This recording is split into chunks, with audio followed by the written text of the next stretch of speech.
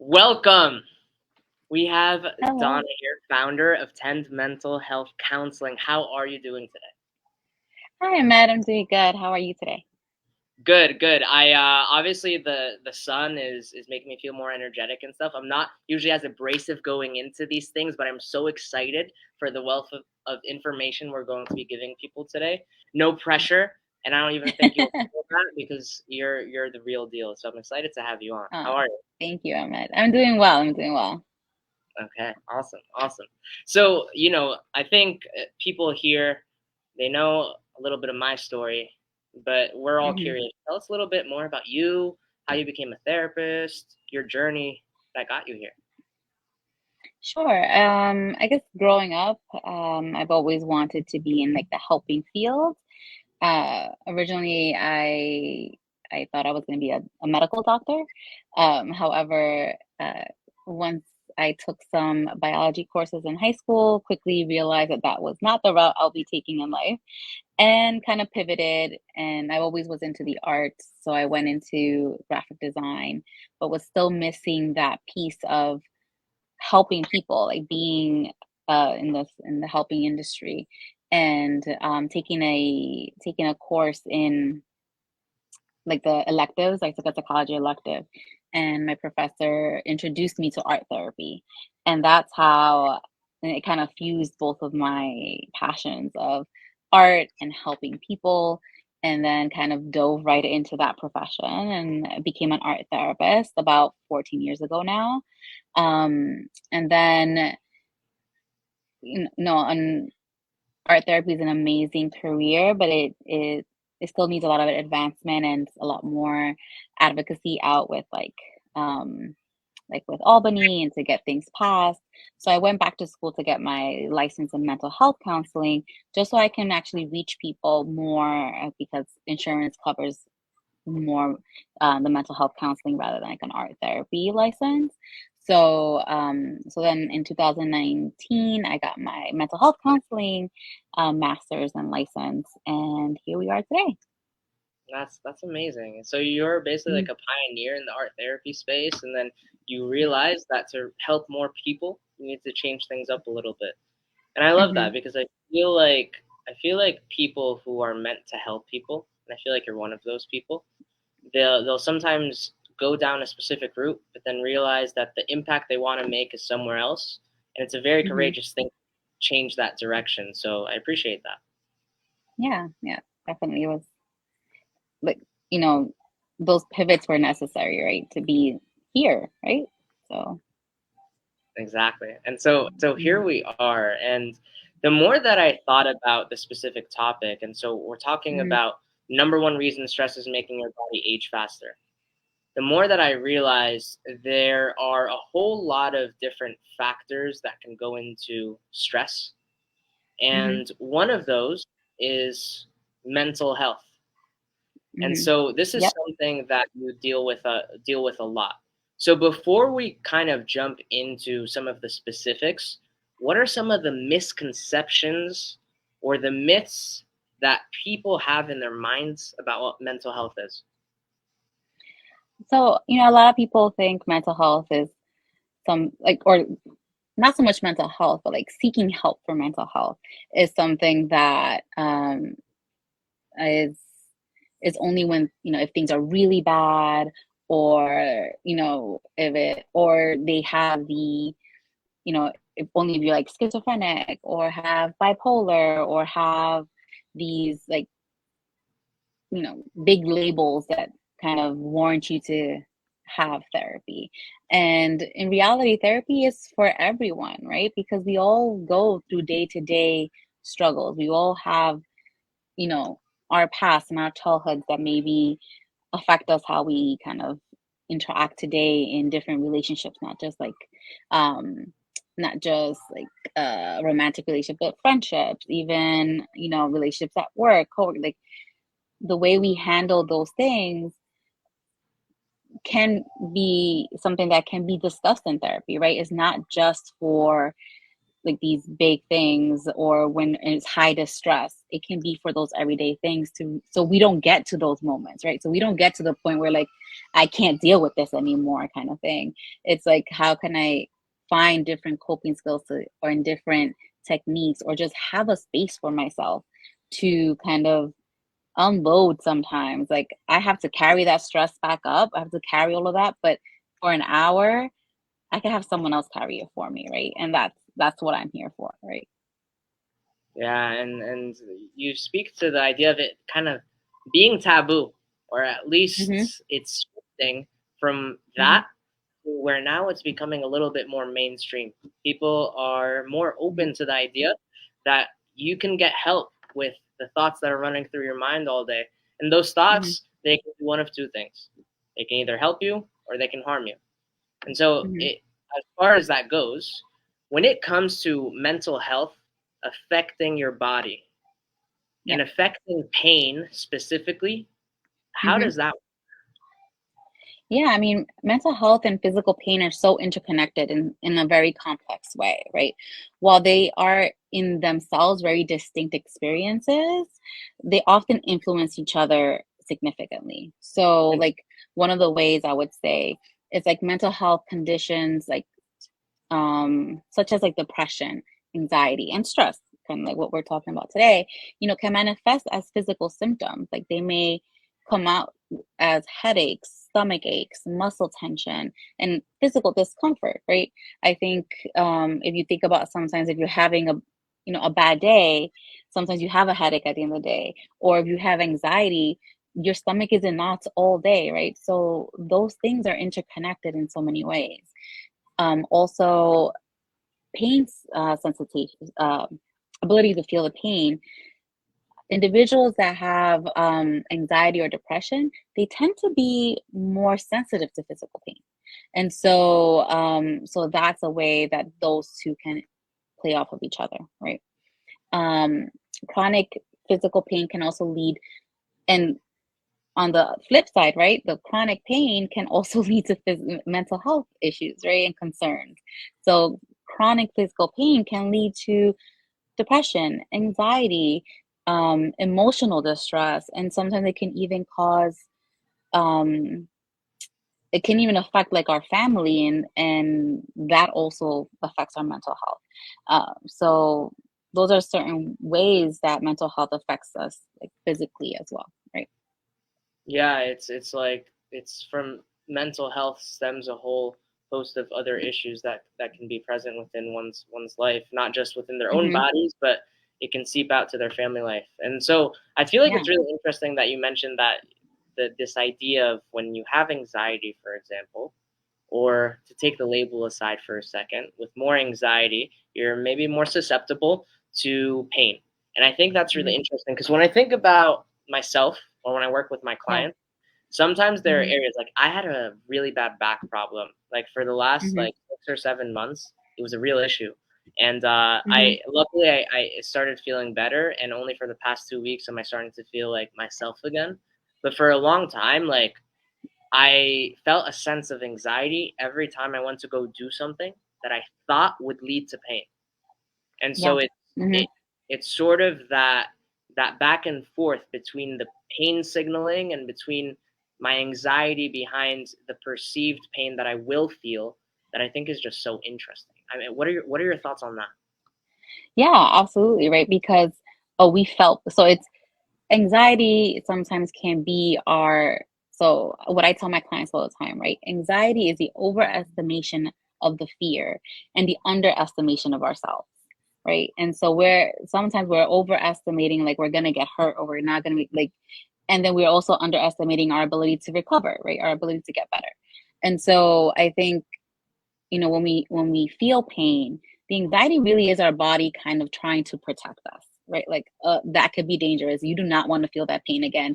So it's like alert, abort mission, kind of like inner things happening with us, within ourselves, right? But at the same time, that's not always helpful for us, right? It's our body's way of trying to tell us something can go wrong, but sometimes those it's like a faulty alarm system, right? Because it's giving you these sensations without necessarily all the facts or that is really going to happen, right? Because there's no proof that you working on something for your back is going to cause that pain again, right? And so sometimes, so those do work off of each other, right? We overgeneralize it because we felt the pain and we want to feel it. So it can work against us too. So it can prevent us from actually healing that pain, right? Mm. And it's interesting. You always say these like super empowering things, like the overestimation of the fear of something and the underestimation of ourselves. I think that that's a really interesting way of Hmm. thinking. But as far as it goes with this idea of um, the what's it called? I'm totally blanking right now. It's like not plasticity. Plasticity. That's what I'm thinking. Hmm.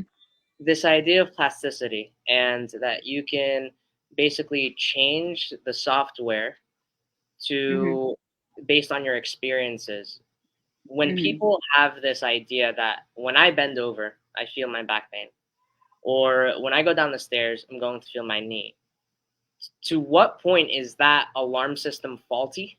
To what point is that just anxiety? And to what point is that a learning from our experiences and a built-in stop signal?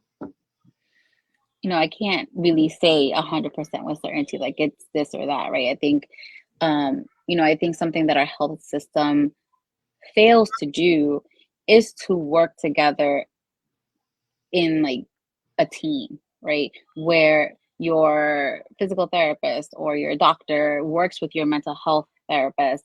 So then these things can kind of be addressed from all angles, because I can't say 100% that it's just your brain kind of telling you to, like, you're not in pain.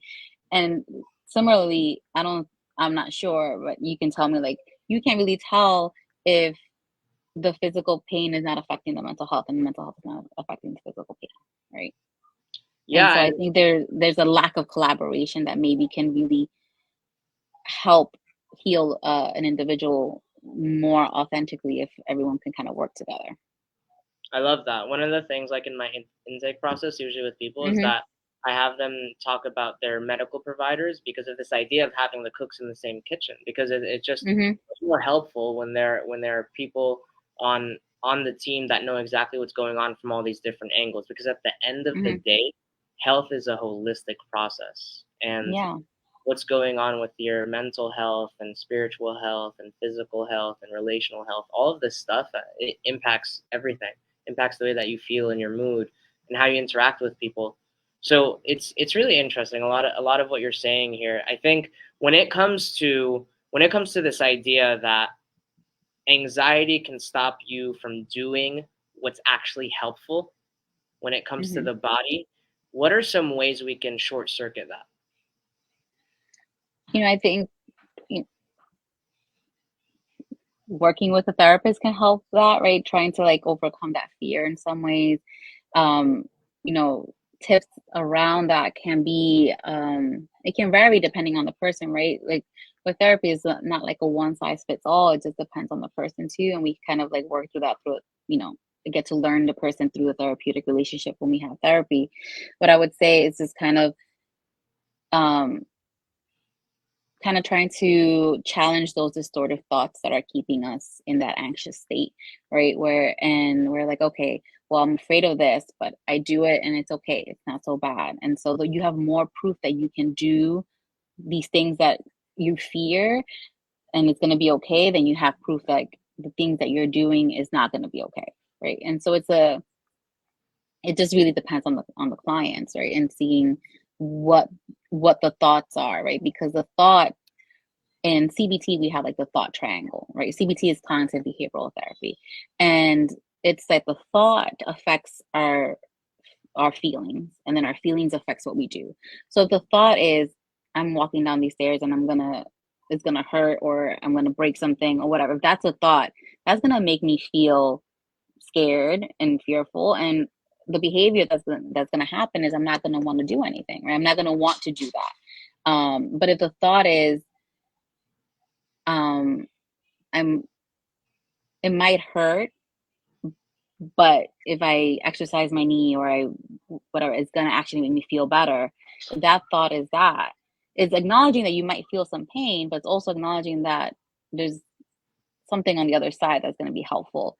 The feelings might not be the same fear. The feelings might not be the same. It might be like maybe either neutral, and neutral might still make you do some behavioral changes, or the feeling might be positive, and then that definitely will encourage you to kind of do more, right?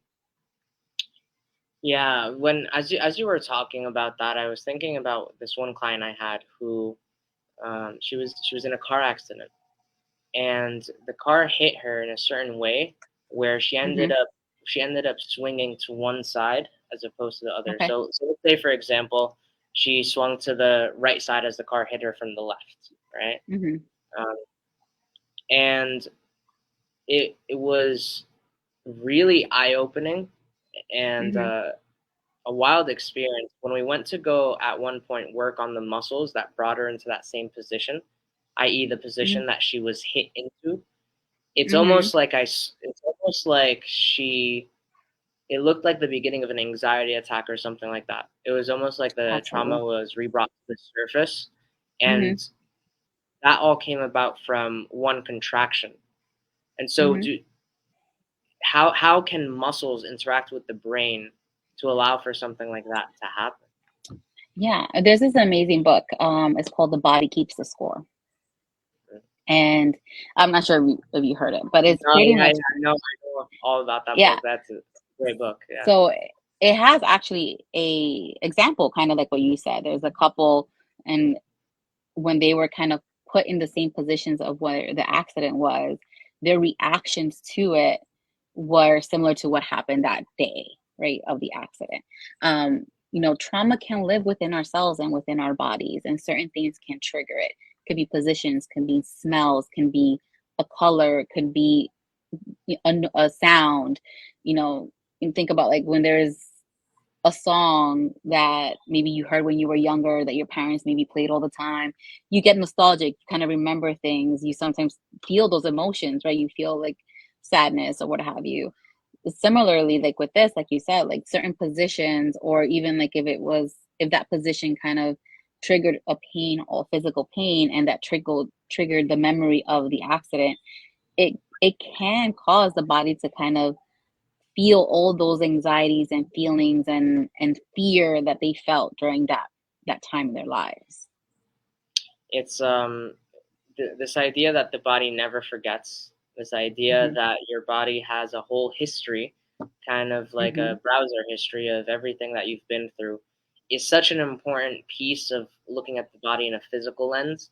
And it's Hmm. interesting about how you talk about it in a mental lens. And the more that I think about it, the more that I realize they're so intertwined that it's almost impossible to remove them from one another.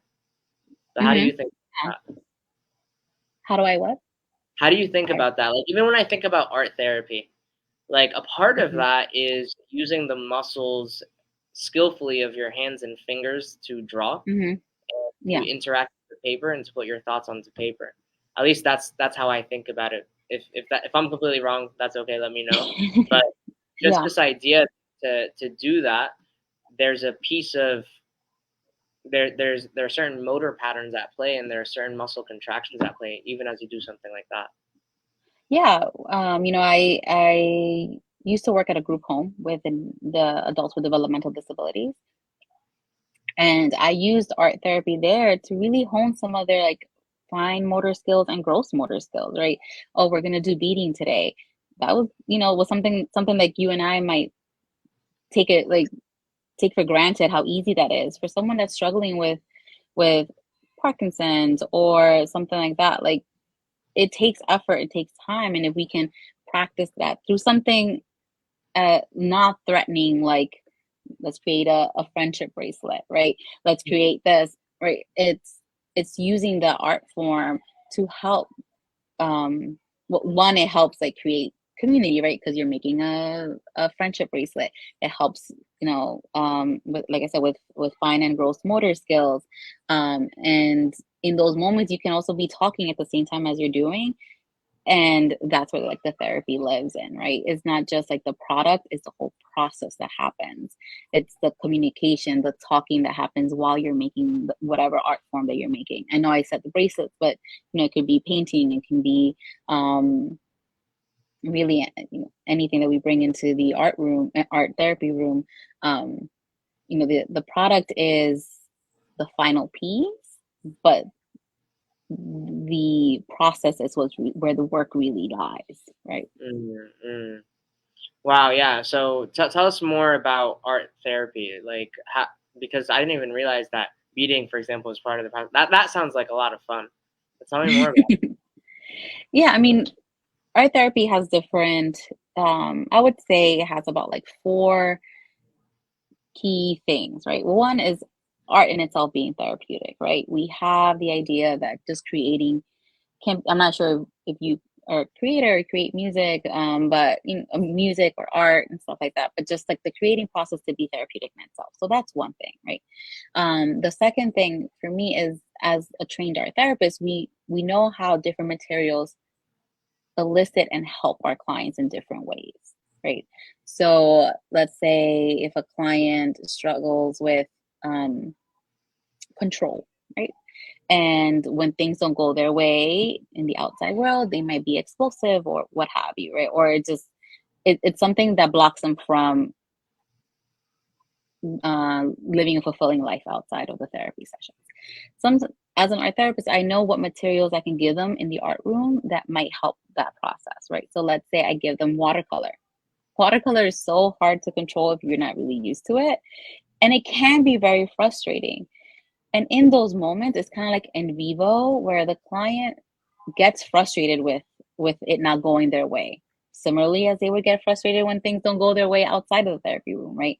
And either they call the art director stupid, crumple up their paper, put it aside, or they like, oh, I can't, their self kind of, they talk bad about themselves. So they're like, I can't do this. I'm bad at this. I'm no good at art, what have you, right? It's also similarly how they behave outside of the art room, right? So if something doesn't go their way at work, let's say they think they're a bad employee, or they like blame it on their boss, right? Or they blame it on their coworkers, everybody else. um in those moments, like, I can see how they handle the stress and stressful situations, and then I can be like, let's sit with that, let's talk about it. What are you feeling? What are you doing? What can we do in these moments, with the hopes that they can do that outside of the therapy room, right? it. So that's another way, right? The materials, and as our therapists, we're trained, certain materials elicit more feelings than others, certain materials are more regressive than others. And by regressive, I mean like clay, right? Clay is messy, it's dirty, it can bring a lot of, like, for someone with trauma, I might not do clay because it's so regressive. It might bring up stuff if it's given to them too early, right? As a therapist, we need to also know when we can introduce some of these materials to the client. Like, I'm not going to introduce watercolor to a client like our first or second session, right? I need to be in a space where I can hold that distress for them to be able to work with it, right? Too early on in the therapeutic relationship, I I can lose the client. The client, I'm like, I'm not gonna come back there. She made me she made me angry, right? Or she like, and so it really is like developing that therapy relationship beforehand. So that's Yeah, kind that of like how art, yeah. yeah that principle of progression that you're talking about, that's Hmm. something I use every single day with people, and I Hmm. think it's this idea that communicating while you're doing some of the art is a lot of Hmm. where the magic happens, lateral to this idea of how certain materials can elicit certain feelings is so powerful. And Hmm.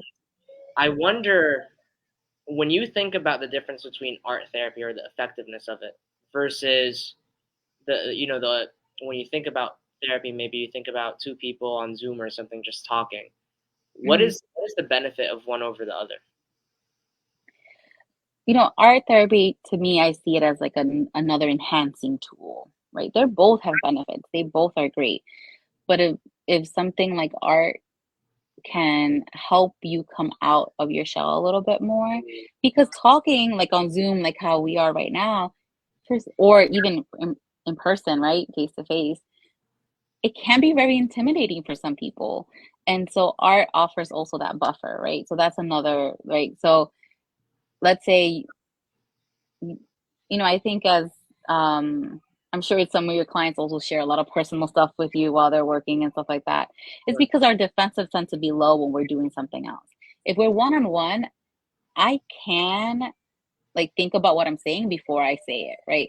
There's kind of like that process of talking. But if I'm making art, I'm doing art, and we're talking at the same time, to think about what I'm saying is harder, right? Because I'm creating something, I'm talking, and so it can be, one is like, like I said, is a non-threatening environment. You technically don't have to look at me in the face to talk to me, and so it causes like just a, for some people, a safer holding space that elicits a more authentic conversation. Really well said there. Yeah. Hmm. Said differently, it's a distraction to allow you to be more open. Hmm. Yeah. And then And we have like the psychoanalytical part of our therapy, right? Where I could be like, I'm at Draw Me XYZ. And through my training, some of those things mean something, right? And it's not that it's a science, like if you don't draw this or you draw this, it means this, but it may suggest it. And so we can definitely like dive into it, right? So for a client, let's say I tell them to draw a self-portrait, right? And I give them a blank piece of paper and kind of free reign on it. Some clients that are, maybe on the more depressed side or not feeling so great, they might draw themselves like really tiny on the big sheet of paper. And that's indicative of something, right? Let's talk about that. Like, do you not feel like you can take up space in your real, in the outside world? Where is this coming from? So stuff like that. So that psychoanalytical part can be very also helpful in diving into certain unconscious things that might be happening for the client. wow. Now let's to look at it kind of broadly. When you think about Hmm. stress that Yeah. may relate to mental health, how do you think about stress and its effects on people? I mean, stress has a profound impact on our physical body, right? There was a video I saw the other day, and this woman said, like hold a glass of water out in front of you, right? And how much does it weigh? It could weigh like, 8 ounces, what have you, right? If I ask you to hold it for an hour out, how much is that glass of water going to feel like it weighs? A whole And if lot. I ask you to hold it for 5 years, how is that how is that going to feel? It's going to be excruciating, right? And it's still the same 8 ounces. Similarly, stress has that effect on us. It is it can lead to muscle tension, it can lead to muscle tightness. It's like, especially like in everyone holds their stress in different areas, but the more common places are like our neck, our shoulders, our back. And the prolonged muscle tension can contribute to headaches, migraines, and like other muscular problems, right? So a lot of people, they talk about this idea that you hold your stress in certain places. I Hmm. wonder, body language is such a big way in terms of how we communicate with one another. Hmm. And so I wonder if somebody is depressed, bringing it back to this idea, like if somebody treat themselves as really small, maybe if somebody is depressed, they make themselves smaller. And so maybe they Hmm. put themselves in a certain way so that some muscles are working a little bit harder than others. And that's why they're carrying their stress there. But I'm going to ask you, when you hear carry your stress in a certain place, like what do you think about? What do you think brings people to carry stress in the areas that they carry it in? um I'm not sure if there's any contributing factors, like, you're gonna carry it on your shoulders and you're gonna carry it somewhere else. Um, I don't have like the answer for that specifically, but um, but that it is in the body is definitely there, right? Some people have muscle tension in their jaw because of stress, right? We have people that clench their jaws or grind their teeth at night. All that stuff sometimes can be linked to stress. So there isn't like a factor that kind of determines where you're going to carry your stress. But that it exists in the body, that is definitely there. Yeah, yeah, 100%. Hmm. Okay, and Yeah. then aging and mental health. How do those two relate? Kind of like you said, right? So stress can impact our lifestyles, right? And therefore impact our aging, right? So our stress can affect our ability to maybe exercise, to sleep, to um, have a healthy diet, and chronic stress can lead to unhealthy behaviors such as I always say the word wrong, sedentary lifestyle, disruptive sleep patterns, increased substance use. And so all of that can accelerate the aging process and contribute to health problems. And like you said also, right? Like the the bad posture, all these things, sometimes they can be linked to the mental health, and then it also aids in the aging process. Hmm. And why specifically does stress or your mental health make you age faster? How does that happen? I mean, like I said, it affects our physical health. It can develop various physical problems associated with aging, like cardiovascular disease, diabetes, immune system dysfunction, stress related health concerns. um, I think we spoke a little bit when we were discussing this, doing this, how stress can increase inflammation within the body, Mm. right? And increase inflammation in our joints, right? So it can trigger more arthritis. It can trigger fibromyalgia, all these things, and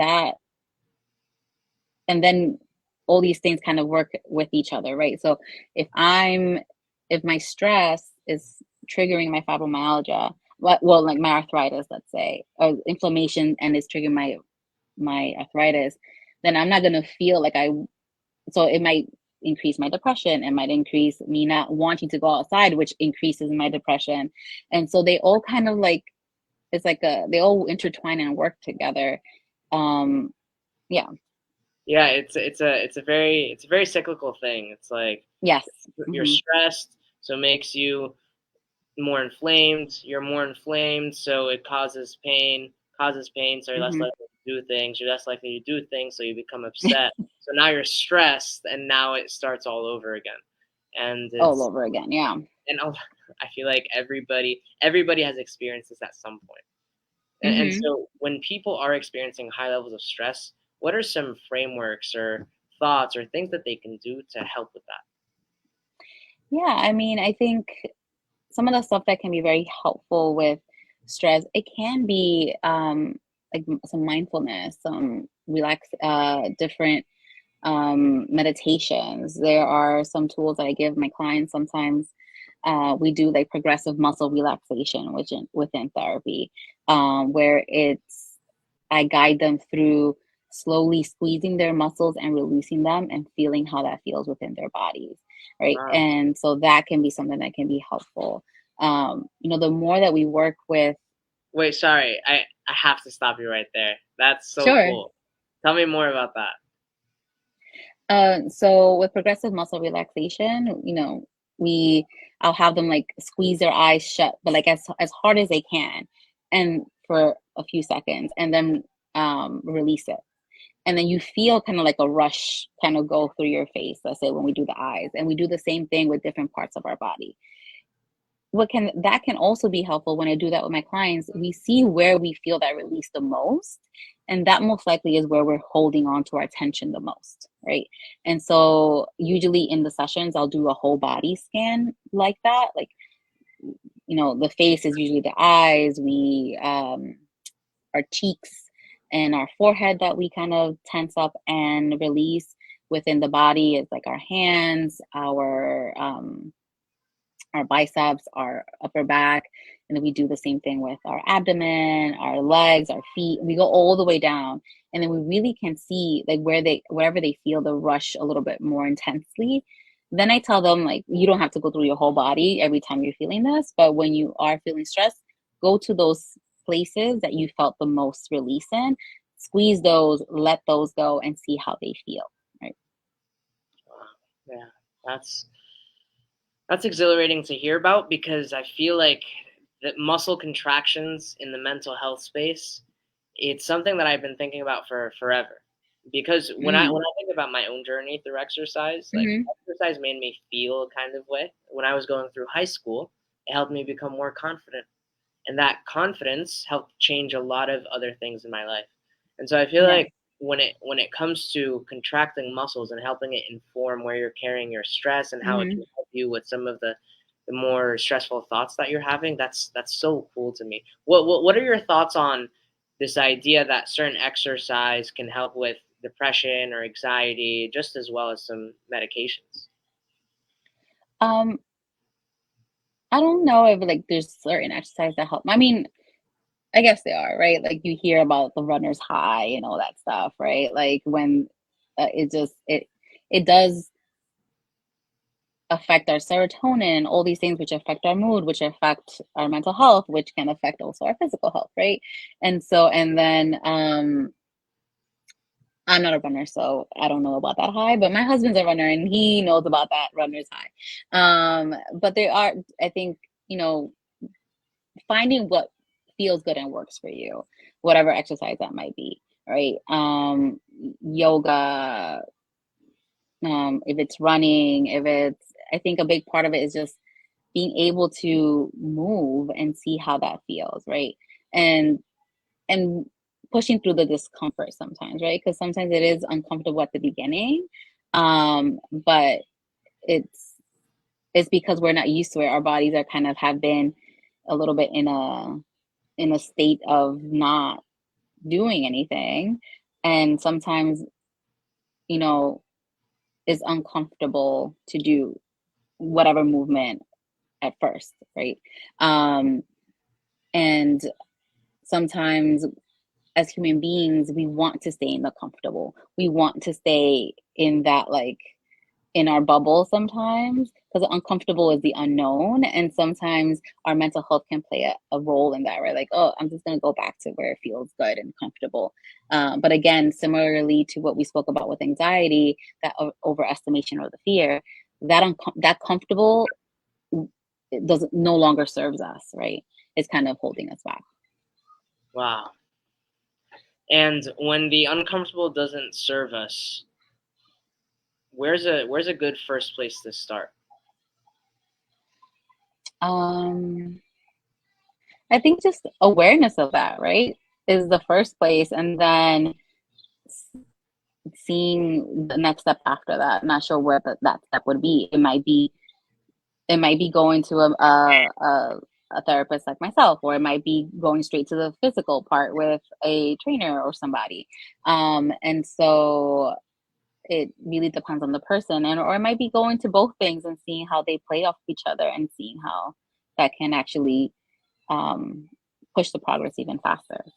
Interesting. And then how about like for people who are experiencing pain and they feel like their Hmm. lives are not the same because they're experiencing that pain?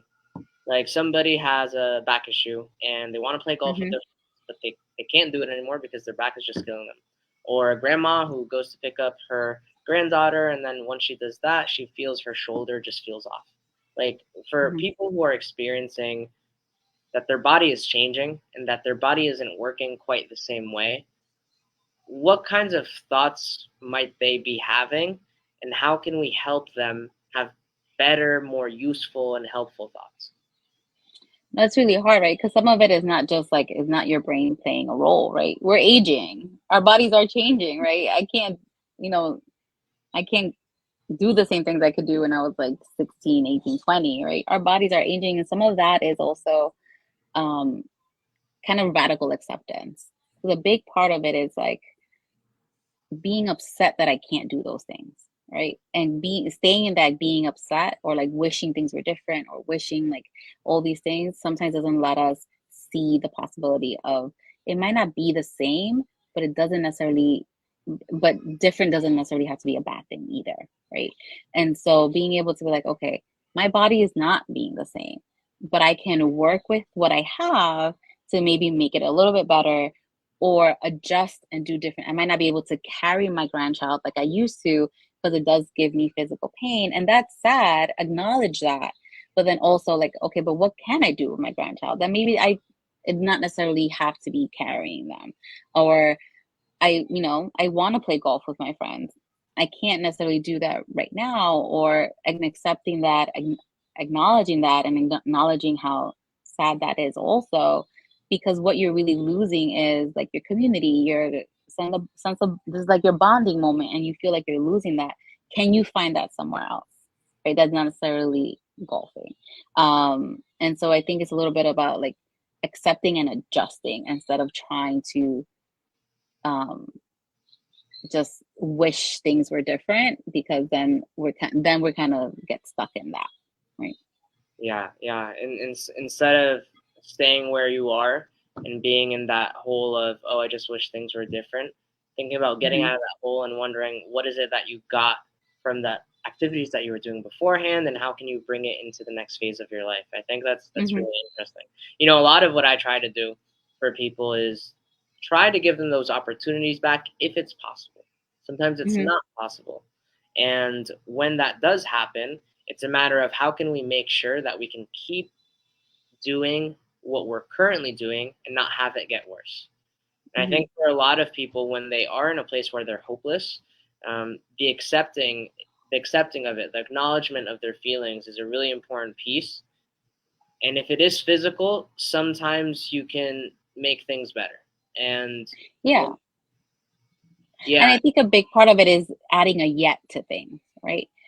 Or a for now, because sometimes like you if you do work on it, it might get better, right? Your shoulder might get better, you might be able to, but we're so focused on right now, I can't do this, then we're not working on it, right? So if we add a yet to those thoughts, remember the thought triangle that I mentioned before, even if we add a yet to a thought, like, oh, I can't pick up my granddaughter, and that makes me sad, and then that makes me not want to like do anything, but I can't pick up my granddaughter yet, that not going to give me that same feeling of hopelessness, yeah, right? right away, just by using your words like that. Are there any other cool Hmm. tips, tricks, and word tools that you can share with us to help with thoughts that aren't so helpful? I mean, I think that's one of them, right? Adding yet to some of um those thoughts that we have that are so like definite, right? Adding that word yet can be very helpful. And also, we are sometimes our worst critics, right? Like the way we talk to ourselves is not how we would talk to any of our friends, right? Like and so sometimes it's like stopping and thinking about what we're telling ourselves. I'm like, oh, how would I say that to my friend? Would I say that to a loved one? I would say 99% of the time you wouldn't. And then how can I change my inner critic into an inner supporter instead? Right. And it's not about like, it's not being an inner cheerleader, because sometimes that's hard to like, one, it doesn't feel authentic, right? It's not like, oh, you're awesome, you're gonna pick up your grandchild tomorrow, right? Like that is not authentic and maybe not unrealistic, right? Right, so Donna, But are you um, saying you hate affirmations? not that I hate I'm affirmations, totally kidding. I'm but totally I do think there is something about also toxic positivity, right? Where interested. where we don't, and something like that, like, oh, like if I'm like in a Eeyore kind of cloud, I'm like, oh, like I'm like down. If I tell you to tell yourself you're amazing and you're awesome, you can say it to yourself, but you might not believe it. You might not really internalize those thoughts, and it makes the progress that much harder to do. But if I tell you an inner supporter, or if you can change the thought into a neutral thought, like, oh, like I said, adding the yet, oh, if my thought is, oh, everything's going wrong for me, that's a hard thought to have, right? But if I tell you, oh, everything's going right, everything's going to be great, everything is fine, it's not, right? So you're not going to believe it. And so if the thought can be changed to like, oh, adding the yet, right? Everything is, or for now, a yet or for now is another kind of ending that you can add to those thoughts. Like everything's going bad for now, right? Mm, it gives a different sense, right? You can believe that a little bit more than you can believe like everything's gonna be great, everything's gonna be I awesome, right? love that. Okay, the for Mhm. now piece. I'll add on another one. There is Sure. say you say something, right? Like say you say something like everything's going wrong for me, and at the end you say that that's okay. I Hmm. think that could be another way of handling it too. Yeah. It's this idea of accepting that things are Hmm. not so good right now, but that's okay. Hmm. And Yeah. I wonder if that can help people too. Yeah, that's okay, or I'll be okay, I'll right? be okay. Mm. Hmm. There's something about a future projection in this, like the yet Hmm. and the that's okay. Okay. Yeah. Okay. Huh. Hmm. Interesting. I love this kind of stuff. I love this kind of stuff. So, Yeah, what? I think this is really helpful. Yeah, what should people know about stress and mental health? First of all, how do stress and mental health play into one another, and what should people know about each? I mean, stress is part of our mental health, right? Mental well-being. Like it's something that we go through. It's something that's everyone, a universal, everyone goes through at some point throughout their lives. I would even gander, we might even feel all of that at one point throughout the day, right? A stress Sure. about something, or anxiety about something. So they all kind of play each other. It's when those stressors and anxieties affect us affect us from getting things done that can be helpful for us Mm, is that's when I think it can be detrimental, okay, right? fair enough. um so yeah, because I mean it's common, everyone has stress, everyone has anxiety at some point or another. It, it's not like no one like I mean I haven't met one person that has never ever felt stressed, right? um and so it is common, and sometimes it's being able to acknowledge the commonness behind it that can be helpful, right? Like, oh no, I'm not the only one that feels this, that universality that, oh, we all feel stressed at some point, but sometimes it can be a lot of stress and we don't have the tools to cope with those stressors or the anxiety, and and and that's when, things like depression can happen or other things, right? Mm, yeah. So with stress and how it affects your mental health is a really big. It's a really big portion of how to Hmm. feel good. Right? I think Yeah. ultimately, what do people want? They want to feel good. They say they want to feel happy. They say they want to just live and enjoy their time with their family and with their friends and do Hmm. everything they love to do. When it Hmm. comes to getting that done, what is the best way for people to take the first step to decreasing their stress? um so it depends. Sometimes we have the power to step away from whatever is giving us stress, sometimes we don't, right? And so it's really kind of analyzing that stress. Where does it come from? Is it perceived stress? Is it, when based on our talk, some stress can be from not being able to do things that we used to do. So some of that comes with like acknowledgement of that, or physical pain can cause stress also, right? And so it's a little bit of finding what's the stress, and then can I fix that in some way or another? And if I can't, then how can I cope with that in an effective way, right? We have coping mechanisms that can be beneficial and effective, and we have coping mechanisms that can be harmful.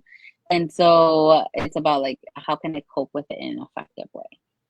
If I can't like eliminate that stress from my life, right?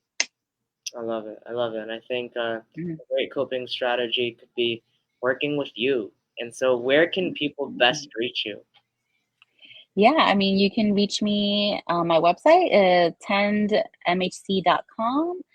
I also am on Instagram, which same handle is 10mhc.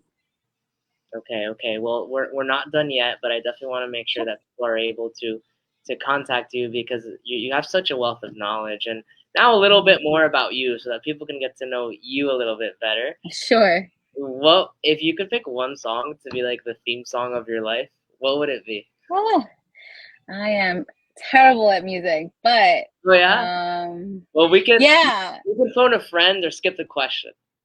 Let me see. Let me see if My It's a good, good husband. Um, what theme song theme song to would your life. be Or my life? you could Hmm. tell us one book recommendation you would give everybody. Everybody. So I'll tell you right now. What's the name? I just want to get the name right. Yes. Thank you.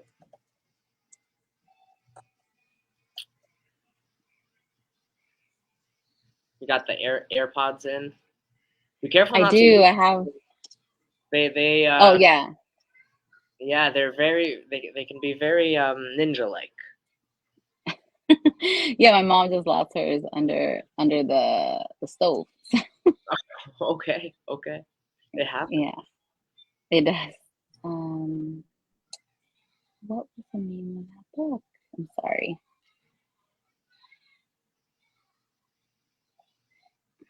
Oh, Yeah, so while you're looking for that, mm-hmm. there was like one quote or something that really hit you. You really loved it and you wish more people knew about this quote. Uh-huh. What is it? You know, my husband will say this to you. I am not a person that like has favorites or has holds on to things like that, and it's really, really hard. But I did find the name of the book. It's called Unaccustomed Earth. My husband told me about this book when we were dating. Um, is by, I might be pronouncing their name wrong, but it's Jhumpa Lahiri. Okay. And it's a collection of short stories.